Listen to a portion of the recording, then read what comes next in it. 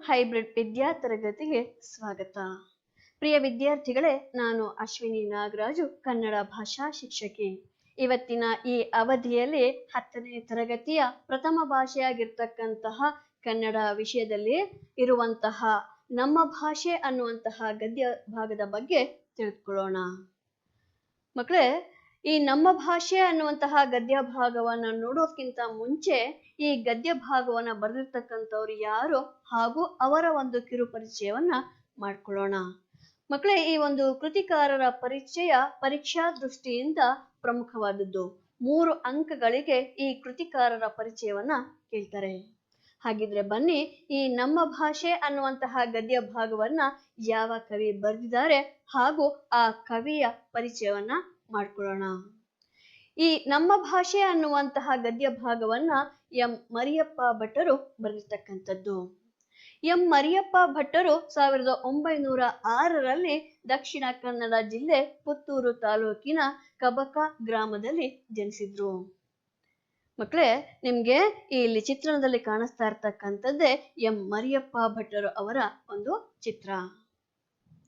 ಬಹುಭಾಷಾ ವಿದ್ವಾಂಸರಾದ ಅವರು ದ್ರಾವಿಡ ಭಾಷೆಗಳನ್ನು ತುಲನಾತ್ಮಕ ಅಧ್ಯಯನ ಮಾಡುವುದರೊಂದಿಗೆ ನಿಘಂಟು ರಚನೆಯಲ್ಲಿ ಅನುಪಮ ಸೇವೆಗೈದವರು. ಮಕ್ಕಳೇ, ಇವರು ಬಹುಭಾಷಾ ವಿದ್ವಾಂಸರು. ಕೇವಲ ಕನ್ನಡ ಭಾಷೆ ಒಂದೇ ಅಲ್ಲ, ಬೇರೆ ಬೇರೆ ಭಾಷೆಗಳಲ್ಲೂ ಕೂಡ ವಿದ್ವತ್ತನ್ನ ಪಡೆದಂತಹ ಕವಿ. ಅವರು ದ್ರಾವಿಡ ಭಾಷೆಗಳನ್ನ ತುಲನಾತ್ಮಕ ಅಧ್ಯಯನ ಮಾಡುವುದರ ಜೊತೆಗೆ ನಿಘಂಟು ರಚನೆಯಲ್ಲೂ ಕೂಡ ತಮ್ಮ ಸೇವೆಯನ್ನ ಸಲ್ಲಿಸಿದ್ದಾರೆ.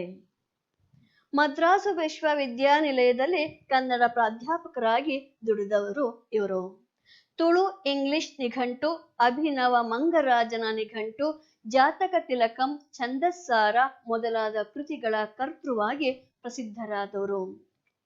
ಮಕ್ಕಳೇ, ಈ ಲೇಖಕರು ತುಳು ಮತ್ತೆ ಇಂಗ್ಲಿಷ್ ನಿಘಂಟನ್ನ ರಚಿಸಿರ್ತಕ್ಕಂಥದ್ದು. ನಿಘಂಟು ಅಂತ ಹೇಳಿದ್ರೆ ಡಿಕ್ಷನರಿ ಮಕ್ಕಳೇ. ಅಭಿನವ ಮಂಗರಾಜನ ನಿಘಂಟು ಅನ್ನುವಂಥದ್ದು, ಜಾತಕ ತಿಲಕಂ, ಛಂದಸ್ಸಾರ ಮುಂತಾದಂತಹ ಕೃತಿಗಳನ್ನ ರಚಿಸಿ ಪ್ರಸಿದ್ಧತೆಯನ್ನು ಹೊಂದಿದಂಥವ್ರು. ಕರ್ನಾಟಕ ಸರ್ಕಾರದ ಪುರಸ್ಕಾರ, ಸಾಹಿತ್ಯ ಅಕಾಡೆಮಿ ಪ್ರಶಸ್ತಿ ಅವರಿಗೆ ಲಭಿಸಿದೆ. ಇವರ ಒಂದು ಸಾಹಿತ್ಯ ಕ್ಷೇತ್ರದ ಸಾಧನೆಗೆ ಇವರಿಗೆ ಕರ್ನಾಟಕ ಸರ್ಕಾರದ ಪುರಸ್ಕಾರ ಹಾಗೂ ಸಾಹಿತ್ಯ ಅಕಾಡೆಮಿ ಪ್ರಶಸ್ತಿ ಸಿಕ್ಕಿದೆ. ಈ ಪಾಠದ ಆಶಯ ಏನು ಅಂತ ಹೇಳಿ ತಿಳಿದುಕೊಳ್ಳೋಣ ಮಕ್ಕಳೇ. ಕನ್ನಡ ಭಾಷೆ, ಸಾಹಿತ್ಯ, ಸ್ವರೂಪ, ಇತಿಹಾಸವನ್ನು ವಿಶ್ಲೇಷಿಸುವ ಸಂಕ್ಷಿಪ್ತ ಕನ್ನಡ ಸಾಹಿತ್ಯ ಚರಿತ್ರೆ ಕನ್ನಡದ ಮಹತ್ವವನ್ನು ಎತ್ತಿ ಹಿಡಿದಿದೆ. ಮಕ್ಕಳೇ, ನಮ್ಮ ಕನ್ನಡ ಭಾಷೆ, ಸಾಹಿತ್ಯ, ಸ್ವರೂಪ, ಇತಿಹಾಸವನ್ನ ನಾವು ವಿಶ್ಲೇಷಿಸುವಂತಹ ಸಂಕ್ಷಿಪ್ತ ಕನ್ನಡ ಸಾಹಿತ್ಯ ಚರಿತ್ರೆ ಕನ್ನಡದ ಮಹತ್ವವನ್ನ ಎತ್ತಿ ಹಿಡಿದಿರ್ತಕ್ಕಂಥದ್ದನ್ನ ಕಾಣ್ತೀವಿ. ಕನ್ನಡ ಭಾಷಾ ಬೆಳವಣಿಗೆ ಶಬ್ದ ಭಂಡಾರವನ್ನು ಪರಿಚಯಿಸುವ ಕಾಳಜಿ ಪ್ರಧಾನವಾಗಿದೆ. ಮಕ್ಕಳೇ, ಈ ಒಂದು ಗದ್ಯ ಭಾಗದಲ್ಲಿ ಕನ್ನಡ ಭಾಷೆಯ ಬೆಳವಣಿಗೆ ಹೇಗಾಯ್ತು, ಶಬ್ದ ಭಂಡಾರವನ್ನ ಪರಿಚಯಿಸುವಂತಹ ಕಾಳಜಿ ಇಲ್ಲಿ ಪ್ರಮುಖ ಆಗಿದೆ. ಮಾತೃಭಾಷೆಯ ಆಂತರ್ಯದಲ್ಲಿ ಇರುವ ಆತ್ಮೀಯತೆ, ಸೊಗಸು, ಅದರ ಬಳಕೆ ವಿಧಾನ ಅತ್ಯಂತ ಮನೋಜ್ಞವಾಗಿ ಅಭಿವ್ಯಕ್ತಗೊಂಡಿದೆ. ಹೌದು ಮಕ್ಕಳೇ, ಈ ಒಂದು ಗದ್ಯ ಭಾಗದಲ್ಲಿ ಮಾತೃಭಾಷೆಯ ಆಂತರ್ಯದಲ್ಲಿ ಇರ್ತಕ್ಕಂತಹ ಆತ್ಮೀಯತೆ ಹೇಗಿರತ್ತೆ, ನಮ್ಮ ಮಾತೃಭಾಷೆಯ ಸೊಗಸು, ಹಾಗೆ ಆ ಒಂದು ಮಾತೃಭಾಷೆಯ ಬಳಕೆಯ ವಿಧಾನ ಅತ್ಯಂತ ಮನೋಜ್ಞವಾಗಿ ಈ ಗದ್ಯ ಭಾಗದಲ್ಲಿ ಮೂಡಿ ಬಂದಿದೆ. ಭಾಷೆ ಸಂವಹನ ಮಾಧ್ಯಮ. ಮಕ್ಕಳೇ, ಅದಷ್ಟು ಕೂಡ ಈ ಗದ್ಯ ಭಾಗವನ್ನ ಬರೆದಂತಹ ಲೇಖಕರ ಪರಿಚಯ ಆದ್ರೆ ಈ ಪಾಠ ಪ್ರವೇಶ ಏನು ಅನ್ನೋದನ್ನ ನೋಡೋಣ. ಭಾಷೆ ಅನ್ನುವಂಥದ್ದು ಒಂದು ಸಂವಹನ ಮಾಧ್ಯಮ. ಮಕ್ಕಳೇ, ಒಬ್ಬರ ಭಾವನೆಯನ್ನ ಇನ್ನೊಬ್ಬರಿಗೆ ಅರ್ಥ ಮಾಡಿಸಲಿಕ್ಕೆ ಇರ್ತಕ್ಕಂತಹ ಮಾಧ್ಯಮ ಅಂತ ಹೇಳಿದ್ರೆ ಈ ಭಾಷೆ.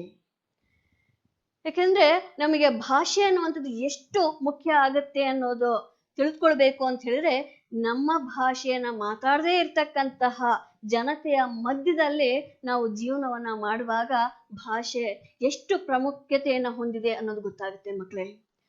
ನಮಗೆ ಭಾಷೆಯೇ ಬರ್ದೇ ಇರ್ತಕ್ಕಂತಹ ಜಾಗದಲ್ಲಿ ಇದ್ದಾಗ ನಾವು ನಮ್ಮನ್ನೇ ಕಳ್ಕೊಂಡ್ಬಿಟ್ಟಿದೀವೇನೋ ಅನ್ನುವಷ್ಟರ ಮಟ್ಟಿಗೆ, ನಮ್ಗೇನೂ ಬರೋದಿಲ್ವೇನೋ ಅನ್ನುವಷ್ಟರ ಮಟ್ಟಿಗೆ ಒಂಟಿತನ ಕಾಡುತ್ತೆ. ಅಂತಹ ಬೇರೆ ಭಾಷೆಯನ್ನ ಮಾತನಾಡುವವರ ಮಧ್ಯೆ ನಮ್ಮ ಭಾಷೆ ಗೊತ್ತಿರ್ತಕ್ಕಂಥವ್ರು ಯಾರೋ ಗೊತ್ತಿಲ್ಲದೆ ಇರ್ತಕ್ಕಂತಹ ವ್ಯಕ್ತಿ ಸಿಕ್ಕಿದ್ರು ಕೂಡ ಅವರು ನಮ್ಮವರೇನೋ ಅನ್ನುವಷ್ಟರ ಮಟ್ಟಿಗೆ ಅವರ ಜೊತೆ ಆತ್ಮೀಯತೆಯನ್ನ ಬೆಳೆಸ್ಕೊಳ್ತೀವಿ. ಯಾಕೆಂದ್ರೆ ನಮ್ಮ ಭಾವನೆಗಳನ್ನ ವ್ಯಕ್ತಪಡಿಸೋದಿಕ್ಕೆ, ನಮ್ಮ ಭಾವನೆಗಳನ್ನ ಇನ್ನೊಬ್ಬರ ಜೊತೆಗೆ ಹಂಚ್ಕೊಳ್ಳಿಕ್ಕೆ ಇರ್ತಕ್ಕಂತಹ ಮಾಧ್ಯಮ ಅಂತ ಹೇಳಿದ್ರೆ ಭಾಷೆ. ಅದು ಮಾತು ಮತ್ತು ಬರಹ ರೂಪದಲ್ಲಿ ಅಭಿವ್ಯಕ್ತಗೊಳ್ಳುತ್ತದೆ. ಅದನ್ನು ಶ್ರವಣ ಚಾಕ್ಷುಷ ಎಂದು ಪರಿಗಣಿಸಿದೆ. ಈ ಭಾಷೆ ಅನ್ನುವಂಥದ್ದನ್ನ ಮಾತನ್ನ ಮೂಲಕ ಹಾಗೂ ಬರಹದ ರೂಪದಲ್ಲಿ ಅಭಿವ್ಯಕ್ತಗೊಳಿಸ್ಬೋದು. ನಮ್ಮ ಮನಸ್ಸಿನ ಆಳದಲ್ಲಿ ಆಗ್ತಕ್ಕಂತಹ ಭಾವನೆಗಳು, ನೋವು, ದುಃಖ, ದುಮ್ಮಾನ, ಸಂತೋಷ, ಸಡಗರ ಇದೆಲ್ಲವನ್ನು ಕೂಡ ಇನ್ನೊಬ್ರಿಗೆ ಹೇಳ್ಕೊಳ್ಬೇಕು ಅಂತ ಹೇಳಿದ್ರೆ ಒಂದು ಮಾತಿನ ಮೂಲಕ ಹೇಳ್ಕೊಳ್ಬಹುದು, ಮತ್ತೊಂದು ಬರಹದ ರೂಪದಲ್ಲಿ ಹೇಳ್ಕೊಳ್ಬಹುದು. ಇವೆರಡನ್ನೂ ಕೂಡ ಈ ಭಾಷೆಯ ಮೂಲಕವೇ ನಾವು ಹೇಳ್ಕೊಳ್ಳಿಕ್ಕೆ ಆಗ್ತಕ್ಕಂಥದ್ದು. ಇದನ್ನ ಶ್ರವಣ ಅಂತ ಹೇಳಿದ್ರೆ ಕೇಳಿಸ್ಕೊಳ್ತಕ್ಕಂಥದ್ದು, ಚಾಕ್ಷುಷ ಅಂತ ಹೇಳಿದ್ರೆ ನೋಡಿ ತಿಳ್ಕೊಳ್ತಕ್ಕಂಥದ್ದು. ಮಾತಿನ ಸಾಂಕೇತಿಕ ರೂಪವೇ ಬರಹ. ಭಾಷೆಗೆ ರೂಪ, ಆಕಾರ, ಭೌತಿಕ ಅಥವಾ ರಾಚನಿಕ ಗುಣಗಳೇನು ಇಲ್ಲ. ಈ ಮಾತಿನ ಸಾಂಕೇತಿಕ ರೂಪವೇ ಬರಹ ಆಗಿರ್ತಕ್ಕಂಥದ್ದು. ನಾವ್ ಏನು ಮಾತಾಡ್ತೀವೋ ಅದನ್ನೇ ಬರವಣಿಗೆ ರೂಪದಲ್ಲಿ ಬರೀತಕ್ಕಂಥದ್ದು ಮಕ್ಕಳೇ. ಭಾಷೆಗೆ ತನ್ನದೇ ಆದಂತಹ ರೂಪ ಆಗ್ಲಿ, ಆಕಾರವಾಗ್ಲಿ, ಅಥವಾ ಭೌತಿಕತೆ ಆಗ್ಲಿ, ಅಥವಾ ರಾಚನಿಕತೆಯ ಗುಣಗಳು ಏನೂ ಇಲ್ಲ. ಒಂದು ಭಾಷೆಯನ್ನ ನಾವು ಹೇಗೆ ಮಾತಾಡ್ತೀವೋ ಆ ಒಂದು ಆಕಾರವನ್ನ, ಆ ರೂಪವನ್ನ, ಆ ಭೌತಿಕತೆಯನ್ನ ಪಡ್ಕೊಳ್ತಾ ಹೋಗುತ್ತೆ. ಉದಾಹರಣೆಗೆ 60 ಕಿಲೋಮೀಟರ್ ದೂರಕ್ಕೂ ಕೂಡ ಭಾಷೆ ತನ್ನದೇ ಆದಂತಹ ರೂಪ, ಆಕಾರವನ್ನ ಬದಲಾಯಿಸ್ಕೊಳ್ತಾ ಹೋಗುತ್ತೆ. ಉದಾಹರಣೆಗೆ ನಮ್ಮ ಬೆಂಗಳೂರಿನಲ್ಲಿ ಮಾತಾಡ್ತಕ್ಕಂತಹ ಕನ್ನಡ ಭಾಷೆಯ ಸ್ವರೂಪವೇ ಬೇರೆ, ಹಾಗೆ ಮಂಡ್ಯದ ಜನತೆ ಮಾತಾಡ್ತಕ್ಕಂತಹ ಶೈಲಿಯೇ ಬೇರೆ. ಇನ್ನು ಉತ್ತರ ಕರ್ನಾಟಕದ ಅವರ ಬಾಯಲ್ಲಿ ನಮ್ಮ ಕನ್ನಡ ಭಾಷೆಯನ್ನ ಕೇಳಿದ್ರೆ ಅದಿನ್ನೂ ಕೂಡ ಒಂದು ಬೇರೆಯೇ ರೂಪವನ್ನ ಪಡ್ಕೊಂಡಿದ್ಯೇನೋ ಅನ್ನುವಷ್ಟರ ಮಟ್ಟಿಗೆ ತನ್ನ ಗುಣವನ್ನ, ಆಕಾರವನ್ನ, ರೂಪವನ್ನ ಬದಲಾಯಿಸ್ಕೊಂಡಿರುತ್ತೆ. ಹಾಗಾಗಿ ಮಾತಿನ ಸಾಂಕೇತಿಕ ರೂಪವೇ ಬರಹ ಆಗಿದ್ರೂ ಕೂಡ ಭಾಷೆಗೆ ಯಾವುದೇ ರೀತಿಯಾದಂತಹ ರೂಪ, ಆಕಾರ, ಭೌತಿಕ ಅಥವಾ ರಾಚನಿಕ ಗುಣಗಳೇನೂ ಕೂಡ ಇಲ್ಲ. ಭಾಷೆ ಪ್ರಾದೇಶಿಕವಾಗಿ ಸನ್ನಿವೇಶವನ್ನು ಅರ್ಥೈಸುವ ಹೊಂದಾಣಿಕೆ ಕೆಲಸವನ್ನು ಪ್ರಾತಿನಿಧಿಕವಾಗಿ ನಿರ್ವಹಿಸುತ್ತದೆ. ಮಕ್ಕಳೇ, ಪ್ರದೇಶಕ್ಕೆ ತಕ್ಕಂತೆ ಹಾಗೂ ಸನ್ನಿವೇಶವನ್ನ ಅರ್ಥೈಸುವಂತಹ ಹೊಂದಾಣಿಕೆಯ ಕೆಲಸವನ್ನ ಪ್ರಾತಿನಿಧಿಕವಾಗಿ ಈ ಭಾಷೆ ಅನ್ನುವಂಥದ್ದು ನಿರ್ವಹಿಸುತ್ತೆ. ಮಾನವನಿಗಿರುವ ಚಿಂತಿಸುವ, ಪರಿಭಾವಿಸುವ, ಸದಾ ಚೈತನ್ಯದಾಯಕವಾಗಿ ಪ್ರತಿಕ್ರಿಯಿಸುವ ಬೌದ್ಧಿಕ ಶಕ್ತಿಯೇ ಇದಕ್ಕೆ ಹಿನ್ನೆಲೆ.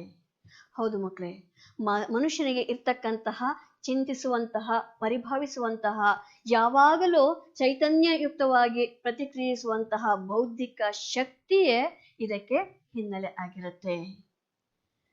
ಅದರ ಸಾಧ್ಯತೆಯ ಪರಿಣಾಮವೇ ಸಂವಹನ. ಭಾಷೆಯ ಸುಸಂಘಟಿತ ರೂಪದ ಧ್ವನಿ ಶರೀರದಿಂದ ಅರ್ಥ ಸ್ಫುರಿಸುತ್ತದೆ. ಹಾಗಾಗಿ ಇದರ ಒಂದು ಸಾಧ್ಯತೆಯ ಪರಿಣಾಮವೇ ಸಂವಹನ. ಭಾಷೆಯ ಸುಸಂಘಟಿತ ರೂಪದ ಧ್ವನಿ ಶರೀರದಿಂದ ಅರ್ಥ ಅನ್ನುವಂಥದ್ದು ಸ್ಫುರಿಸುತ್ತಾ ಹೋಗುತ್ತೆ ಮಕ್ಕಳೇ. ಭಾಷೆ ಬಲ್ಲವರಿಗೆ ಭಾವನೆ ಪರಸ್ಪರ ಸಂಲಗ್ನಗೊಳ್ಳುವುದು. ಭಾವನೆಗಳೆಲ್ಲವನ್ನೂ ಭಾಷೆಯ ತೆಕ್ಕೆಗೆ ತರಲು ಸಾಧ್ಯವಿಲ್ಲವಾದರೂ ಮೂಲ ಆಶಯಕ್ಕೆ ಧಕ್ಕೆ ಬಾರದಂತೆ ಬಳಸಿದಾಗ ಮಾತ್ರ ಉದ್ದೇಶ ಸಾಧಿತವಾಗುತ್ತದೆ. ಹೌದಲ್ವ ಮಕ್ಕಳೇ? ಭಾಷೆ ಬಲ್ಲವರಿಗೆ, ಬಲ್ಲವ ಗೊತ್ತಿರ್ತಕ್ಕಂಥದ್ದು, ಭಾಷೆ ಗೊತ್ತಿರ್ತಕ್ಕಂಥವರಿಗೆ ಭಾವನೆ ಅನ್ನುವಂಥದ್ದು ಪರಸ್ಪರ ಹೊಂದಾಣಿಕೆ ಆಗ್ತಕ್ಕಂಥದ್ದು. ನನ್ನ ಭಾವನೆ ಇನ್ನೊಬ್ಬರಿಗೆ ಗೊತ್ತಾಗಬೇಕು ಅಂತ ಹೇಳಿದ್ರೆ ಭಾಷೆ ಗೊತ್ತಿರೋರಿಗೆ ಮಾತ್ರ ಅದು ಸಾಧ್ಯ ಆಗ್ತಕ್ಕಂಥದ್ದು. ಭಾವನೆಗಳೆಲ್ಲವನ್ನೂ ಕೂಡ ಭಾಷೆಯ ಹತ್ರಕ್ಕೆ ತರೋದಿಕ್ಕೆ ಸಾಧ್ಯ ಇಲ್ಲ. ಆದರೂ ಕೂಡ ಅದರ ಮೂಲ ಆಶಯಕ್ಕೆ ಯಾವುದೇ ರೀತಿಯಾದಂತಹ ಧಕ್ಕೆ ಬಾರದ ರೀತಿಯಲ್ಲಿ ಬಳಸಿದಾಗ ಮಾತ್ರ ಉದ್ದೇಶ ಸಾಧಿತ ಆಗ್ತಕ್ಕಂಥದ್ದು. ಭಾಷಾ ಪ್ರಯೋಗದಲ್ಲಿ ಅದರ ಆಂತರಿಕ ಸಂಬಂಧವನ್ನು ಅರಿಯುವುದು ಅಗತ್ಯ. ವಿವಿಧ ಭಾಷೆಗಳು ಹಲವು ಸಾಮಾನ್ಯ ಗುಣಾಂಶಗಳನ್ನು ಹೊಂದಿದ್ದರೂ ಎಲ್ಲವೂ ಒಂದೇ ಮೂಲದಿಂದ ರೂಪುಗೊಂಡಂಥವುಗಳಲ್ಲ. ಮಕ್ಕಳೇ, ಆಂತರಿಕ, ಬಹಿರಂಗ ವಿರುದ್ಧಾರ್ಥಕ ಶಬ್ದಗಳು. ಈ ಭಾಷೆಯ ಪ್ರಯೋಗದಲ್ಲಿ ಅದರ ಒಂದು ಆಂತರಿಕ ಸಂಬಂಧವನ್ನ ಅರಿತಕ್ಕಂಥದ್ದು ಪ್ರಮುಖ ಆಗಿರುತ್ತೆ. ವಿವಿಧ ಭಾಷೆಗಳು ಹಲವು ಸಾಮಾನ್ಯ ಗುಣಾಂಶಗಳನ್ನ ಹೊಂದಿದ್ರೂ ಕೂಡ ಎಲ್ಲವೂ ಒಂದೇ ಮೂಲದಿಂದ ರೂಪುಗೊಂಡಂತವುಗಳು ಅಲ್ಲ. ಇದರಿಂದಲೇ ಪ್ರತಿಯೊಂದು ಭಾಷೆಯು ತನ್ನ ಮೂಲ ಸ್ವರೂಪದ ಜಾಯಮಾನವನ್ನು ಸಮರ್ಥಿಸುತ್ತಲೇ ವಿಕಾಸಗೊಳ್ಳುತ್ತದೆ, ಸಮೃದ್ಧವಾಗುತ್ತದೆ. ಅದು ಸಾಹಿತ್ಯ ರಚನೆಗೂ ಇಂಬು ನೀಡುತ್ತದೆ. ಹೀಗಾಗಿ ಪ್ರತಿಯೊಂದು ಭಾಷೆಯೂ ಕೂಡ ತನ್ನ ಮೂಲ ಸ್ವರೂಪದ ಜಾಯಮಾನವನ್ನ, ಸ್ವಂತಿಕೆಯನ್ನ ಸಮರ್ಥಿಸುತ್ತಲೇ ಅದು ವಿಕಸನ ಹೊಂದುತ್ತಾ ಹೋಗುತ್ತೆ, ಸಮೃದ್ಧ ಆಗ್ತಾ ಹೋಗುತ್ತೆ. ಈ ರೀತಿಯಾಗಿರ್ತಕ್ಕಂಥದ್ದು ಸಾಹಿತ್ಯ ರಚನೆಗೂ ಕೂಡ ಅವಕಾಶವನ್ನ ನೀಡುತ್ತೆ. ಕನ್ನಡ ಭಾಷೆ ಮತ್ತು ಸಾಹಿತ್ಯಕ್ಕೆ ಸುಮಾರು 2000 ವರ್ಷಗಳ ಸುದೀರ್ಘ ಇತಿಹಾಸವಿದೆ. ನಿಜಕ್ಕೂ ಕೂಡ ಶ್ಲಾಘನೀಯವಾದಂತಹ ವಿಚಾರ ಮಕ್ಕಳೇ. ನಮ್ಮ ಕನ್ನಡ ಭಾಷೆ ಹಾಗೂ ನಮ್ಮ ಕನ್ನಡ ಸಾಹಿತ್ಯಕ್ಕೆ ಸುಮಾರು 2000 ವರ್ಷಗಳಷ್ಟು ಸುದೀರ್ಘವಾದಂತಹ ಇತಿಹಾಸ ಇದೆ. ಅಂದ್ರೆ 2000 ಹಿಂದೆನೆ ನಮ್ಮ ಕನ್ನಡ ಭಾಷೆ ಮತ್ತೆ ನಮ್ಮ ಕನ್ನಡ ಸಾಹಿತ್ಯ ಅನ್ನುವಂಥದ್ದು ಪ್ರಾರಂಭ ಆಗಿದ್ದು ಅನ್ನುವಂಥದ್ದು. ಅದು ಇತರ ಭಾಷೆ, ಸಾಹಿತ್ಯ, ಸಂಸ್ಕೃತಿಯಿಂದ ಪ್ರಭಾವಿತವಾದರೂ ದೇಸಿಯನ್ನು ಬಿಟ್ಟಿಲ್ಲ. ನಮ್ಮ ಕನ್ನಡ ಭಾಷೆ, ಬೇರೆ ಸಾಹಿತ್ಯ, ಬೇರೆ ಸಂಸ್ಕೃತಿಯಿಂದ ಪ್ರಭಾವಿತ ಆದರೂ ಕೂಡ ದೇಸಿಯನ್ನ ಅರ್ಥಾತ್ ತನ್ನತನವನ್ನ ಬಿಟ್ಟಿಲ್ಲ ಮಕ್ಕಳೇ. ಸ್ವತಂತ್ರವಾಗಿ ಬೆಳೆದು ಬಂದಿದೆ. ಅದರ ಸಾಂಸ್ಕೃತಿಕ ಮಹತ್ವವನ್ನು ಅರಿಯುವುದು ಇಲ್ಲಿನ ಉದ್ದೇಶ. ನಮ್ಮ ಕನ್ನಡ ಭಾಷೆ, ಬೇರೆ ಸಂಸ್ಕೃತಿಗಳ ಪ್ರಭಾವ ಇದ್ರೂ ಕೂಡ ತನ್ನ ದೇಶಿತನವನ್ನ ಬಿಟ್ಕೊಟ್ಟಿಲ್ಲ, ಸ್ವತಂತ್ರವಾಗಿ ಬೆಳ್ಕೊಂಡು ಬಂದಿದೆ. ಅದರ ಸಾಂಸ್ಕೃತಿಕ ಮಹತ್ವವನ್ನ ಅರಿತಕ್ಕಂಥದ್ದು, ಅರ್ಥಾತ್ ನಮ್ಮ ಕನ್ನಡ ಭಾಷೆ, ಕನ್ನಡ ಸಾಹಿತ್ಯದ ಸಾಂಸ್ಕೃತಿಕ ಮಹತ್ವವನ್ನ ಅರಿತಕ್ಕಂಥದ್ದು ಇಲ್ಲಿನ ಪ್ರಮುಖ ಉದ್ದೇಶ ಆಗಿದೆ. ಮಕ್ಕಳೇ, ಇದಿಷ್ಟು ಕೂಡ ಈ ಗದ್ಯ ಭಾಗದ ಪ್ರವೇಶ. ಹಾಗಿದ್ರೆ ಬನ್ನಿ, ಈ ಗದ್ಯ ಭಾಗದಲ್ಲಿ ಯಾವೆಲ್ಲ ವಿಚಾರಗಳನ್ನ ಲೇಖಕರು ನಮ್ಗೆ ತಿಳಿಸ್ಕೊಡ್ತಾ ಹೋಗ್ತಾರೆ ಅನ್ನೋದನ್ನ ಈಗ ನೋಡೋಣ. ನಮ್ಮ ಸುತ್ತಮುತ್ತಲಿನವರೊಡನೆ ವ್ಯವಹರಿಸುವುದಕ್ಕೆ ಹಾಗೂ ವಿಚಾರ ವಿನಿಮಯ ಮಾಡುವುದಕ್ಕೆ ಭಾಷೆ ಒಂದು ಅಮೂಲ್ಯ ಸಾಧನ. ಹೌದು ಮಕ್ಕಳೇ, ಭಾಷೆ ಅನ್ನುವಂಥದ್ದು ಒಂದು ಅಮೂಲ್ಯವಾದಂತಹ ಸಾಧನವೇ ಸರಿ. ಬೆಲೆ ಕಟ್ಲಿಕ್ಕೆ ಆಗದೇ ಇರ್ತಕ್ಕಂತಹ ಸಾಧನ ಅಂತ ಹೇಳಿದ್ರು ಕೂಡ ತಪ್ಪಾಗ್ಲಾರ್ದು. ಯಾಕಂತ ಹೇಳಿದ್ರೆ ನಮ್ಮ ಸುತ್ತಮುತ್ತ ಇರ್ತಕ್ಕಂಥವರ ಜೊತೆಲಿ ವ್ಯವಹಾರವನ್ನ ನಡೆಸೋದಕ್ಕೆ, ವಿಚಾರಗಳನ್ನ ವಿನಿಮಯವನ್ನ ಮಾಡೋದಿಕ್ಕೆ ಭಾಷೆ ಅನ್ನುವಂಥದ್ದು ಬೇಕೇ ಬೇಕು. ಹಾಗಾಗಿ ಭಾಷೆ ಅನ್ನುವಂಥದ್ದು ಒಂದು ಅಮೂಲ್ಯವಾದಂತಹ ಸಾಧನ. ಇಂತಹ ಅಮೂಲ್ಯವಾದ ಆ ಭಾಷೆಯ ಉತ್ಪತ್ತಿ ಎಂದು ಮತ್ತು ಹೇಗಾಯಿತು ಎಂಬ ಪ್ರಶ್ನೆಗೆ ಸರಿಯಾದ ಉತ್ತರ ಹೇಳುವುದು ಕಷ್ಟ ಸಾಧ್ಯ. ಇಷ್ಟೆಲ್ಲ ನಮ್ಮ ವಿಚಾರಗಳನ್ನ, ನಮ್ಮ ವ್ಯವಹಾರಗಳನ್ನ ವಿನಿಮಯ ಮಾಡಲಿಕ್ಕೆ ಇರುವಂತಹ ಮೂಲ ಸಾಧನವಾದಂತಹ ಅಮೂಲ್ಯವಾದಂತಹ ಈ ಭಾಷೆಯ ಉತ್ಪತ್ತಿ ಯಾವಾಗಾಯ್ತು, ಹೇಗಾಯ್ತು ಅನ್ನುವಂತಹ ಪ್ರಶ್ನೆಗೆ ಸರಿಯಾದಂತಹ ಉತ್ತರವನ್ನ ಹೇಳ್ತಕ್ಕಂಥದ್ದು ಸ್ವಲ್ಪ ಕಷ್ಟನೇ. ಭಾಷೆಯ ಮೂಲವನ್ನು ಮಾನವನು ಕಂಡು ಹಿಡಿಯುವುದೆಂದರೆ ನಿರೀಕ್ಷಕನು ನಿರೀಕ್ಷಣೆಯ ವಸ್ತುವು ಒಂದೇ ಆದಂತೆಯೇ ಸರಿ ಅಲ್ವಾ ಮಕ್ಕಳೇ? ಭಾಷೆಯ ಮೂಲವನ್ನ, ಭಾಷೆ ಯಾವಾಗ ಹುಡ್ತು, ಎಲ್ಲಿ ಹುಡ್ತು ಅನ್ನುವಂತಹ ಮೂಲವನ್ನ ಮನುಷ್ಯ ಕಂಡು ಹಿಡಿಯೋದು ಅಂತ ಹೇಳಿದ್ರೆ, ನಿರೀಕ್ಷಕನು ನಿರೀಕ್ಷಣೆಯ ವಸ್ತುವು ಒಂದೇ ಆದ ರೀತಿಯಲ್ಲಿ ಆಗುತ್ತೆ. ಮಾನವನು ತನ್ನ ವಿಶಿಷ್ಟ ಮೇಧಾಶಕ್ತಿಯಿಂದ ಜಂಗಮ ಜಗತ್ತಿನ ಇತರ ಜಂತುಗಳಿಗಿಂತ ಭಿನ್ನವಾಗಿದ್ದಾನೆ. ಅರ್ಥಾತ್ ಈ ಭಾಷೆ ಯಾವಾಗ ಹುಡ್ತು, ಎಲ್ಲಿ ಹುಡ್ತು ಅನ್ನೋದನ್ನ ಕಂಡುಹಿಡಿತಕ್ಕಂಥದ್ದು ಮನುಷ್ಯನಿಗೆ ಕಷ್ಟವಾದಂತಹ ವಿಚಾರ. ಯಾಕಂದ್ರೆ 2000 ವರ್ಷಗಳ ಒಂದು ಇತಿಹಾಸ ಇರ್ತಕ್ಕಂತಹ ಭಾಷೆ ನಮ್ಮ ಭಾಷೆ. ಮನುಷ್ಯ ತನ್ನ ವಿಶಿಷ್ಟ ಮೇಧಾಶಕ್ತಿಯಿಂದ ಜಂಗಮ ಜಗತ್ತಿನ ಬೇರೆ ಜಂತುಗಳಿಗಿಂತ ಭಿನ್ನ ಆಗಿದ್ದಾನೆ, ಬೇರೆ ರೀತಿಯಲ್ಲಿ ಇದ್ದಾನೆ. ಮಕ್ಕಳಿಗೆ ಮೊಲೆಯೂಡುವ ಎಲ್ಲ ಪ್ರಾಣಿಗಳು ಚಲನವಲನಗಳ ವಿಷಯವಾಗಿ, ಆಹಾರ ವಿಚಾರಗಳ ವಿಚಾರವಾಗಿ ತಮ್ಮ ಮಕ್ಕಳಿಗೆ ಸಹಜವಾಗಿ ತರಬೇತು ಕೊಡುವುದನ್ನು ಕಾಣುತ್ತೇವೆ. ತರಬೇತಿ ಮಕ್ಕಳಿಗೆ ಮೊಲೆಯೂಡು ಹಾಲನ್ನ ಉಣಿಸ್ತಕ್ಕಂತಹ, ತಮ್ಮ ಮಕ್ಕಳಿಗೆ ಹಾಲನ್ನ ಕೊಡುವಂತಹ ಎಲ್ಲ ಪ್ರಾಣಿಗಳೂ ಕೂಡ ತಮ್ಮ ಚಲನವಲನಗಳ ವಿಚಾರವಾಗಿ, ಆಹಾರಗಳ ವಿಷಯದಲ್ಲಿ ತಮ್ಮ ಮಕ್ಕಳಿಗೆ ಸಹಜವಾದಂತಹ ತರಬೇತಿಯನ್ನ ಕೊಡೋದನ್ನ ಕಾಣ್ತೀವಿ. ಅಂದ್ರೆ ಮಕ್ಕಳೇ, ಆ ಒಂದು ತಾಯಿ ಮಗುವಿಗೆ ಏನೆಲ್ಲವನ್ನ ಆಕೆ ಕಲಿಸದೇ ಇದ್ರೂ ಕೂಡ ತನ್ನ ತಾಯಿ ತಂದೆ ಏನ್ ಮಾಡ್ತಾ ಇದ್ದಾರೆ ಅನ್ನೋದನ್ನ ನೋಡ್ಕೊಂಡು ಆ ಚಲನವಲನಗಳನ್ನ ನೋಡ್ತಾನೆ ಆ ಮಗು ಕಲಿತಾ ಹೋಗುತ್ತೆ. ಹಾಗಾಗಿ ಮಕ್ಕಳಿಗೆ ಹಾಲನ್ನ ಉಣಿಸುವಂತಹ ಎಲ್ಲ ಪ್ರಾಣಿಗಳು ಕೂಡ ಚಲನವಲನಗಳ ವಿಚಾರವಾಗಿರಬಹುದು, ಆಹಾರ ವಿಚಾರಗಳಾಗಿರಬಹುದು, ಇಂತಹ ವಿಚಾರಗಳನ್ನೆಲ್ಲ ತಮ್ಮ ಮಕ್ಕಳಿಗೆ ಸಹಜವಾಗಿ ತರಬೇತಿಯನ್ನ ಕೊಡೋದನ್ನ ನಾವು ಕಾಣ್ತೀವಿ. ಅನುಕರಣದಿಂದ ಕಿರಿಯವು ಹಿರಿಯ ಪ್ರಾಣಿಗಳಂತೆ ಕಾರ್ಯ ಮಾಡುವುದನ್ನು ಕಲಿಯುತ್ತವೆ. ಇಲ್ಲಿಗೆ ಅವುಗಳ ಸಾಮಾನ್ಯ ಸಂಸ್ಕೃತಿ ಮುಗಿಯಿತು. ಹೌದಲ್ವಾ ಮಕ್ಕಳೇ? ನಾವು ಹುಟ್ಟಿದಾಗ, ಒಂದು ಮಗು ಹುಟ್ಟಿದಾಗ ಅದಕ್ಕೆ ನಡೆಯೋದನ್ನ ಯಾರೂ ಕೂಡ ಒಂದು ಹೆಜ್ಜೆಯನ್ನ ಮುಂದೆ ಇಟ್ಟು ಇನ್ನೊಂದು ಹೆಜ್ಜೆಯನ್ನ, ಇನ್ನೊಂದು ಕಾಲನ್ನ ತೆಗೆದು ಮುಂದೆ ಇಡಬೇಕು ಅಂತ ಹೇಳಿ ಯಾರೂ ಕೂಡ ತರಬೇತಿಯನ್ನ ಕೊಡೋದಿಲ್ಲ. ಮನೆಯಲ್ಲಿ ಹಿರಿಯರು ಏನಿರ್ತಾರೆ, ಅವ್ರು ಹೇಗೆ ನಡೀತಾ ಇರ್ತಾರೆ ಅದನ್ನ ಅನುಸರಿಸಿ ಅವರ ಒಂದು ಅನುಕರಣದಿಂದ ಆ ಚಿಕ್ಕ ಮಕ್ಕಳು ನಡೆಯೋದನ್ನ ಕಲಿತವೆ. ಅದೇ ರೀತಿ ಅದನ್ನೇ ಇಲ್ಲಿ ಹೇಳ್ತಾ ಇರ್ತಕ್ಕಂಥದ್ದು, ಅನುಕರಣದಿಂದ ಕಿರಿಯವು ಅಂದ್ರೆ ಚಿಕ್ಕವರು ಹಿರಿಯ ಪ್ರಾಣಿಗಳಂತೆ ದೊಡ್ಡ ಪ್ರಾಣಿಗಳ ರೀತಿಯಲ್ಲಿ ಕಾರ್ಯವನ್ನ, ಕೆಲಸವನ್ನ ಮಾಡೋದನ್ನ ಕಲಿತಾ ಹೋಗ್ತವೆ. ಅಲ್ಲಿಗೆ ಅವುಗಳ ಸಾಮಾನ್ಯ ಸಂಸ್ಕೃತಿ ಮುಗೀತು. ಅಂತಂದ್ರೆ ದೊಡ್ಡವರನ್ನ ನೋಡ್ಕೊಂಡು ಅನುಸರಿಸಿ ಅನುಕರಣೆಯನ್ನ ಮಾಡಿ, ಹಾಗೆ ದೊಡ್ಡವರು ಹೇಳಿಕೊಟ್ಟ ರೀತಿಯಲ್ಲಿ ಕಲಿಯುವಂತಹ ಸಾಮಾನ್ಯ ಸಂಸ್ಕೃತಿ ಮುಗೀತು ಅಂತ ಹೇಳಿ ಹೇಳ್ತಾ ಇದ್ದಾರೆ. ಮಾನವನಾದರೂ ತನ್ನ ಸಮಕಾಲೀನ ಜನತೆಯದು ಮಾತ್ರವೇ ಅಲ್ಲ, ಗತಕಾಲದ ಹಿರಿಯರ ಜ್ಞಾನಾನುಭವಗಳ ಸಾರ ಸರ್ವಸ್ವವನ್ನು ಉಳಿಸಿಕೊಂಡು ಬೆಳೆಸಬಲ್ಲ. ಈ ಪ್ರಾಣಿ ಸಂಕುಲದಲ್ಲಿ ತಮ್ಮ ಹಿರಿಯ ಪ್ರಾಣಿಗಳು ಏನು ಹೇಳ್ಕೊಡ್ತಾರೋ, ಏನು ಮಾಡ್ತಾ ಇದ್ದಾರೋ ಅದನ್ನ ಅನುಸರಿಸಿ ಅನುಕರಣೆ ಮಾಡಿ ಕಲಿಯೋದಷ್ಟೇ. ಆದ್ರೆ ಮನುಷ್ಯರು ತಮ್ಮ ಸಮಕಾಲೀನ ಅಂದ್ರೆ ತಮ್ಮ ಜೊತೆಯಲ್ಲಿ ಇರ್ತಕ್ಕಂತಹ ಜನತೆಯದಷ್ಟೇ ಅಲ್ಲ, ಗತಕಾಲದ ಅಂದ್ರೆ ಹಿಂದೆ ಇದ್ದಂತಹ ಹಿರಿಯರ ಜ್ಞಾನದ ಅನುಭವಗಳ ಸಾರ ಸರ್ವಸ್ವವನ್ನೂ ಕೂಡ ಉಳಿಸ್ಕೊಂಡು ಅದನ್ನ ಬೆಳೆಸ್ಕೊಂಡು ಬರ್ತಾರೆ. ಇದಕ್ಕೆಲ್ಲ ಮೂಲ ಸಾಧನ ಅಂತ ಹೇಳಿದ್ರೆ ಭಾಷೆ. ಭಾಷೆಯ ಪ್ರಯೋಜನ ಮನುಷ್ಯನಿಗೆ ಇಲ್ಲದೆ ಹೋಗಿದ್ದರೆ ಆತ ಬರಿಯ ಜಂತುವಾಗಿಯೇ ಉಳಿಯುತ್ತಿದ್ದ. ಹೌದಲ್ವ ಮಕ್ಕಳೇ?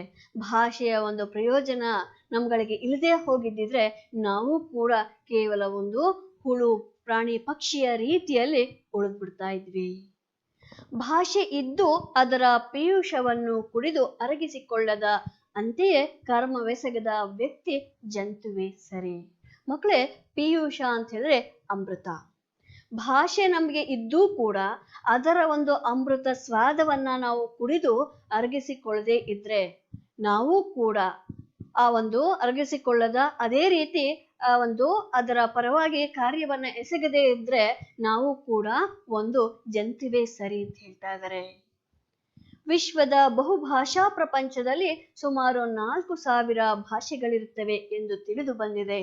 ದೇಶ, ಕಾಲ, ವಂಶ, ಪರಂಪರೆ ಇತ್ಯಾದಿ ಕಾರಣಗಳಿಂದ ಅವು ಬೇರೆ ಬೇರೆಯಾಗಿ ಭಿನ್ನ ಭಿನ್ನ ಸನ್ನಿವೇಶಗಳಲ್ಲಿ ಬೆಳೆದು ಬಂದಿರುತ್ತವೆ. ಮಕ್ಕಳೇ, ಇಡೀ ಜಗತ್ತಿನಲ್ಲಿ ಹಲವಾರು ಭಾಷೆಯನ್ನ ಒಳಗೊಂಡಿದ್ದಾವೆ. ಇಡೀ ವಿಶ್ವದಲ್ಲೇ ಬಹುಭಾಷಾ ಪ್ರಪಂಚದಲ್ಲಿ ಸುಮಾರು 4000 ಭಾಷೆಗಳು ಇರ್ತವೆ ಅಂತ ಹೇಳಿ ತಿಳಿದು ಬಂದಿದೆ. ದೇಶ, ಕಾಲ, ವಂಶ, ಪರಂಪರೆ ಮುಂತಾದಂತಹ ಕಾರಣಗಳಿಂದಾಗಿ ಬೇರೆ ಬೇರೆ ವಿಭಿನ್ನವಾದಂತಹ ಸನ್ನಿವೇಶಗಳಲ್ಲಿ ಬೇರೆ ಬೇರೆ ಭಾಷೆಗಳು ಬೆಳೆದು ಬಂದಿರ್ತವೆ. ಆಯಾ ಸನ್ನಿವೇಶಗಳಿಗನುಸಾರ, ಆಯಾ ಜನತೆಯ ಜ್ಞಾನಾರ್ಜಿತ ಸ್ವತ್ತುಗಳಿಗನುಸಾರ ಭಾಷೆಗಳ ಬೆಳವಣಿಗೆಯಾಗುತ್ತಿದೆ. ಭಾಷೆಗಳನ್ನು ವ್ಯಾವಹಾರಿಕ ಮತ್ತು ಗ್ರಾಂಥಿಕ ಎಂದು 2 ತೆರನಾಗಿ ವಿಭಾಗಿಸುವುದುಂಟು. ಮಕ್ಕಳೇ, ಅಲ್ಲಿಯ ಒಂದು ಸನ್ನಿವೇಶಗಳಿಗನುಸಾರವಾಗಿ ಹಾಗೂ ಅಲ್ಲಿ ವಾಸಿಸುವಂತಹ ಜನತೆಯ ಜ್ಞಾನಾರ್ಜಿತ ಸ್ವತ್ತುಗಳಿಗೆ ಅನುಸಾರವಾಗಿ ಭಾಷೆ ಬೆಳವಣಿಗೆ ಆಗ್ತಾ ಹೋಗುತ್ತೆ. ಆಯಾ ಸನ್ನಿವೇಶಗಳಿಗನುಸಾರ, ಆಯಾ ಜನತೆಯ ಜ್ಞಾನಾರ್ಜಿತ ಸ್ವತ್ತುಗಳಿಗೆ ಅನುಸಾರವಾಗಿ ಭಾಷೆಗಳ ಬೆಳವಣಿಗೆ ಆಗುತ್ತೆ. ಮಕ್ಕಳೇ, ಭಾಷೆಗಳನ್ನ ವ್ಯಾವಹಾರಿಕ ಮತ್ತು ಗ್ರಾಂಥಿಕ ಅಂತ ಹೇಳಿ 2 ರೀತಿಯಾಗಿ ವಿಭಾಗವನ್ನಾಗಿ ಮಾಡೋದು ಉಂಟು. ಗ್ರಾಂಥಿಕ ಅಂತ ಹೇಳಿದ್ರೆ ನಾವು ಪುಸ್ತಕದಲ್ಲಿ ಏನು ಅಚ್ಚೊತ್ತಿರ್ತಕ್ಕಂತಹ ಬರಹ ಇರುತ್ತೆ ನೋಡಿ ಮಕ್ಕಳೇ, ಅದು ಗ್ರಾಂಥಿಕ ರೂಪ. ಗ್ರಂಥದಲ್ಲಿ ಮೂಡಿರ್ತಕ್ಕಂಥದ್ದನ್ನ ಗ್ರಾಂಥಿಕ ಅಂತ ಹೇಳಿ ಹೇಳ್ತೀವಿ. ವ್ಯಾವಹಾರಿಕ ಅಂತ ಹೇಳಿದ್ರೆ ನಾವು ಸರ್ವೇ ಸಾಮಾನ್ಯವಾಗಿ ಏನು ಮಾತಾಡ್ತೀವೋ ನಮ್ಮ ಒಂದು ವ್ಯಾಪಾರದ ಸ್ಥಳದಲ್ಲಾಗಿರಬಹುದು ಅಥವಾ ಸಾಮಾನ್ಯವಾಗಿ ನಮ್ಮ ಒಂದು ಮಾತುಕತೆಯನ್ನು ನಡೆಸುವಂತಹ ಸಂದರ್ಭದಲ್ಲಿ ಆಗ ಮಾತಾಡುವಂತಹ ಶೈಲಿ ಬೇರೆ ಆಗಿರುತ್ತೆ. ವ್ಯಾವಹಾರಿಕವೆಂದರೆ ಜೀವದ್ ಭಾಷೆ, ಅದರಲ್ಲಿ ಜನರು ಮಾತನಾಡುತ್ತಾರೆ, ವ್ಯವಹರಿಸುತ್ತಾರೆ. ಕನ್ನಡ, ತಮಿಳು, ತೆಲುಗು, ತುಳು, ಮರಾಠಿ, ಉರ್ದು, ಇಂಗ್ಲಿಷ್ ಇದ್ದು ಇದಕ್ಕೆ ಉದಾಹರಣೆ. ಮಕ್ಕಳೇ, ನಾನೀಗಾಗಲೇ ಹೇಳಿದ ಹಾಗೆ ವ್ಯಾವಹಾರಿಕ ಅಂತ ಹೇಳಿದ್ರೆ ಜೀವದ ಭಾಷೆ, ಜೀವನವನ್ನು ನಡೆಸಲಿಕ್ಕೆ ಬಳಸುವಂತಹ ಭಾಷೆ. ಅದರಲ್ಲಿ ಎಲ್ಲ ಜನರು ಕೂಡ ಮಾತಾಡ್ತಾರೆ, ವ್ಯವಹಾರವನ್ನು ನಡೆಸ್ತಾರೆ. ಈ ಒಂದು ವ್ಯವಹಾರದ ಭಾಷೆಯಲ್ಲಿ ಕನ್ನಡ, ತಮಿಳು, ತೆಲುಗು, ತುಳು, ಮರಾಠಿ, ಉರ್ದು, ಇಂಗ್ಲಿಷ್ ಈ ರೀತಿಯಾದಂತಹ ಭಾಷೆಗಳಲ್ಲಿ ವ್ಯವಹಾರವನ್ನ ನಾವು ವ್ಯವಹರಿಸಬಹುದು. ಗ್ರಾಂಥಿಕವೆಂದರೆ ಅಭಿವೃದ್ಧಿ ಹೊಂದಿ ಗ್ರಂಥ ರಚನೆಯಲ್ಲಿ ಉಪಯೋಗವಾದ ಭಾಷೆ. ಸಂಸ್ಕೃತ, ಕನ್ನಡ, ಇಂಗ್ಲಿಷ್, ಪಾಳಿ ಇತ್ಯಾದಿ ಈ ವರ್ಗಕ್ಕೆ ಉದಾಹರಣೆ. ನಾನು ಈಗಾಗಲೇ ಹೇಳಿದ್ರೆ ಗ್ರಾಂಥಿಕ ಭಾಷೆ ಅಂತ ಹೇಳಿದ್ರೆ ಅಭಿವೃದ್ಧಿ ಹೊಂದಿ ಅದು ಗ್ರಂಥ ರಚನೆಯಲ್ಲೇ ಉಪಯೋಗ ಆದಂತಹ ಭಾಷೆ. ಈ ಒಂದು ಗ್ರಾಂಥಿಕದಲ್ಲಿ ಬಳಕೆ ಆಗ್ತಕ್ಕಂಥದ್ದು ಸಂಸ್ಕೃತ, ಕನ್ನಡ, ಇಂಗ್ಲಿಷ್, ಪಾಳಿ ಮುಂತಾದವು ಈ ಗ್ರಾಂಥಿಕ ಭಾಷೆಯ ವರ್ಗಕ್ಕೆ ಉದಾಹರಣೆ ಆಗುತ್ತೆ. ಮಕ್ಕಳೇ, ಇಲ್ಲಿ ಒಂದು ಗ್ರಂಥಾಲಯದ ಚಿತ್ರಣವನ್ನು ನೀವು ನೋಡ್ತಾ ಇದ್ದೀರಾ. ಈ ಗ್ರಂಥಾಲಯದಲ್ಲಿ ಇರ್ತಕ್ಕಂತಹ ಪುಸ್ತಕಗಳಲ್ಲಿ ಅಚ್ಚೊತ್ತಿರುವಂತಹ ಭಾಷೆ ಇದೆಲ್ಲವೂ ಕೂಡ ಗ್ರಾಂಥಿಕ ಭಾಷೆಗೆ ಉದಾಹರಣೆಯಾಗಿ ನಾವು ನೋಡಬಹುದು. ಎಲ್ಲ ವ್ಯಾವಹಾರಿಕ ಭಾಷೆಗಳು ಗ್ರಾಂಥಿಕವಾಗಬೇಕಿಲ್ಲ. ತುಳು ಒಂದು ಸುಂದರ ವ್ಯಾವಹಾರಿಕ ಭಾಷೆ, ಆದರೆ ಅದು ಗ್ರಾಂಥಿಕ ಭಾಷೆಯಲ್ಲ. ಹಾಗೆಯೇ ಎಲ್ಲ ಗ್ರಾಂಥಿಕ ಭಾಷೆಗಳು ಇಂದು ವ್ಯಾವಹಾರಿಕವಾಗಿ ಇರುವುದಿಲ್ಲ. ಹೌದು ಮಕ್ಕಳೇ, ಎಲ್ಲ ವ್ಯಾವಹಾರಿಕ ಭಾಷೆಗಳು ಕೂಡ ಗ್ರಾಂಥಿಕ ಭಾಷೆ ಆಗಬೇಕು ಅಂತೇನು ಇಲ್ಲ. ಉದಾಹರಣೆಗೆ ತುಳು ಒಂದು ಸುಂದರವಾದಂತಹ ವ್ಯಾವಹಾರಿಕ ಭಾಷೆ, ಆದ್ರೆ ಆ ತುಳು ಭಾಷೆ ಗ್ರಾಂಥಿಕ ಭಾಷೆ ಅಲ್ಲ. ಅದೇ ರೀತಿ ಎಲ್ಲ ಗ್ರಾಂಥಿಕ ಭಾಷೆಗಳು ಕೂಡ ಇವತ್ತು ವ್ಯಾವಹಾರಿಕವಾಗಿ ಇರೋದಿಲ್ಲ. ದೇವಭಾಷೆ ಎನ್ನಿಸಿಕೊಂಡ ಸಂಸ್ಕೃತ ಸರ್ವ ಸಂಪನ್ನತೆಯಿಂದ ಕೂಡಿದ ಗ್ರಾಂಥಿಕ ಭಾಷೆಯಾಗಿದೆ. ಆದರೆ ಇಂದು ಯಾವೊಂದು ಪ್ರದೇಶದಲ್ಲಿಯೂ ಅದು ವ್ಯಾವಹಾರಿಕ ಭಾಷೆ ಆಗಿರುವುದಿಲ್ಲ. ಹೌದು ಮಕ್ಕಳೇ, ಸಂಸ್ಕೃತವನ್ನ ದೇವಭಾಷೆ ಅಂತ ಹೇಳಿ ಕರಿತಾ ಇದ್ರು. ಈ ದೇವಭಾಷೆ ಅಂತ ಹೇಳಿ ಅನ್ನಿಸ್ಕೊಂಡಂತಹ ಸಂಸ್ಕೃತ ಸರ್ವ ಸಂಪನ್ನತೆಯಿಂದ ಕೂಡಿದಂತಹ ಒಂದು ಗ್ರಾಂಥಿಕ ಭಾಷೆ ಆಗಿದೆ. ಆದ್ರೆ ಇವತ್ತಿನ ದಿವಸ ಯಾವುದೇ ಪ್ರದೇಶದಲ್ಲಿಯೂ ಕೂಡ ಈ ಸಂಸ್ಕೃತ ಭಾಷೆಯನ್ನ ವ್ಯಾವಹಾರಿಕ ಭಾಷೆಯಾಗಿ ಇಟ್ಕೊಂಡಿಲ್ಲ. ನವಶಿಲಾಯುಗದ ಮಾನವ ಸಂಚಾರಿ ಜೀವನವನ್ನು ತ್ಯಜಿಸಿ ಒಂದೆಡೆ ಬೀಡು ಬಿಟ್ಟು ಆಸ್ತಿ, ಮನೆ, ಬದುಕು ಮೊದಲಾದ ಭಾವನೆಗಳನ್ನು ತಳೆಯುವುದಕ್ಕೆ ಎಂದು ಮೊದಲು ಮಾಡಿದನೋ ಅಂದು ಆತನಿಗೆ ಲೆಕ್ಕವಿಡುವ ಅವಶ್ಯಕತೆ ಉಂಟಾಯಿತು. ಹೊಸ ಶಿಲಾಯುಗದ ಮನುಷ್ಯ ಸಂಚಾರಿ ಜೀವನವನ್ನ ಬಿಟ್ಟು ಒಂದೇ ಕಡೆ, ಅಂತಂದ್ರೆ ಹಿಂದಿನ ಕಾಲದಲ್ಲಿ ಅಲೆಮಾರಿ ಜೀವಿಗಳಾಗಿದ್ರು. ಆ ಅಲೆಮಾರಿ ಜೀವನವನ್ನ ಬಿಟ್ಟು ಸಂಚಾರಿ ಜೀವನವನ್ನ ಬಿಟ್ಟು ಒಂದೇ ಕಡೆ ನಾನು ನೆಲೆಸಿ ಆಸ್ತಿ, ಮನೆ, ಬದುಕು ಮುಂತಾದಂತಹ ತನ್ನದೇ ಆದಂತಹ ಆಸ್ತಿ, ಮನೆ, ಬದುಕನ್ನ ಕಟ್ಕೊಳ್ಬೇಕು ಅನ್ನುವಂತಹ ಭಾವನೆಗಳನ್ನ ಯಾವಾಗ ಹೊಂದಿದ್ನೋ ಆ ಒಂದು ಭಾವನೆಗಳನ್ನ ತಳೆಯೋದಕ್ಕೆ ಯಾವತ್ತೂ ಮನುಷ್ಯ ಮುಂದಾದ್ನೋ ಅಂದಿನಿಂದ ಆತನಿಗೆ ಲೆಕ್ಕ ಇಡುವಂತಹ ಅವಶ್ಯಕತೆ ಉಂಟಾಯ್ತು. ಅದೇ ಅಲೆಮಾರಿ ಜೀವನವನ್ನ ನಡೆಸ್ತಿದ್ದಾಗ ಆತನಿಗೆ ಯಾವುದೇ ರೀತಿಯಾದಂತಹ ಆಸ್ತಿ ಮಾಡ್ಬೇಕು, ಮನೆ ಮಾಡ್ಬೇಕು, ಬದುಕನ್ನ ಕಟ್ಕೊಳ್ಬೇಕು ಅನ್ನುವಂತಹ ಯಾವುದೇ ವಿಚಾರ ಆತನಲ್ಲಿ ಇರಲಿಲ್ಲ. ಯಾಕಂತ ಹೇಳಿದ್ರೆ ತಾನು ನೆಲೆಯೂರೋದಕ್ಕೆ ಒಂದು ನೆಲೆ ಇರ್ಲಿಲ್ಲ. ಆತ ಇವತ್ತು ಈ ಊರಿನಲ್ಲಿದ್ರೆ ಇನ್ನ ನಾಳೆ ದಿನ ಯಾವ ಊರಲ್ಲಿ ಇರ್ತಾ ಇದ್ದ ಅನ್ನುವಂತಹ ವಿಚಾರ ಆತನಿಗೆ ಗೊತ್ತಿರ್ಲಿಲ್ಲ. ಆದರೆ ಒಂದು ಕಡೆ ನೆಲೆ ನಿಂತು ತನಗೆ ಆಸ್ತಿ ಬೇಕು, ತಾನು ಮನೆಯನ್ನ ಕಟ್ಕೊಳ್ಬೇಕು, ನನ್ನ ಬದುಕನ್ನ ನಾನು ಕಟ್ಕೊಳ್ಬೇಕು ಅನ್ನುವಂತಹ ಭಾವನೆಯನ್ನ ಯಾವಾಗ ಆತ ಮೂಡಿಸ್ಕೊಳ್ಳೋದಕ್ಕೆ ಶುರು ಮಾಡಿದ್ನೋ ಆಗ್ಲಿಂದ ಆತನಿಗೆ ಲೆಕ್ಕ ಇಡುವಂತಹ ಅವಶ್ಯಕತೆ ಉಂಟಾಯ್ತು. ಇದೇ ಲಿಪಿಯ ಉಗಮದ ಕಾಲ ಎನ್ನುವರು. ಯಾವಾಗ ತಾನು ಒಂದು ಕಡೆ ನೆಲೆ ನಿಂತು ನನ್ನ ಬದುಕನ್ನ ಕಟ್ಕೊಳ್ಬೇಕು ಅಂತ ಹೇಳಿ ಮನುಷ್ಯ ಆಲೋಚನೆಯನ್ನ ಮಾಡಿದ್ನೋ ಆಗ ಆತನಿಗೆ ಲೆಕ್ಕ ಇಡುವಂತಹ ಅವಶ್ಯಕತೆ ಉಂಟಾಯ್ತು. ಆ ಲೆಕ್ಕ ಇಡೋದಕ್ಕೆ ಲಿಪಿಯ ಒಂದು ಅನಿವಾರ್ಯತೆ ಇತ್ತು. ಇದೇ ಸಮಯದಲ್ಲಿ ಈ ಒಂದು ಲಿಪಿ ಅರ್ಥಾತ್ ಬರವಣಿಗೆಯ ಉಗಮದ ಕಾಲ ಆಯ್ತು ಅಂತ ಹೇಳಿ ಹೇಳ್ತಾರೆ. ಇದು ಸಹಜ ಎಂಬುದನ್ನು ಪ್ರಸ್ತುತ ಉದಾಹರಣೆಯೊಂದರಿಂದ ಸಾಧಿಸಬಹುದು.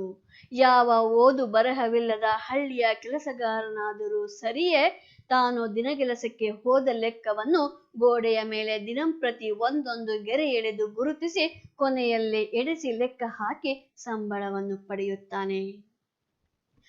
ಈ ಲಿಪಿಯ ಉಗಮದ ಕಾಲ ಅಂತ ಹೇಳಿ ಯಾವಾಗ ಮನುಷ್ಯನಿಗೆ ಒಂದೇ ಕಡೆ ನೆಲೆಸಬೇಕು, ತನ್ನ ಬದುಕನ್ನ ಕಟ್ಕೊಳ್ಬೇಕು ಅಂತ ಹೇಳಿ ಅನ್ನಿಸಿದಾಗ ಈ ಲಿಪಿಯ ಒಂದು ಉಗಮ ಆಯ್ತು ಅಂತ ಹೇಳಿ ಹೇಳಬಹುದು.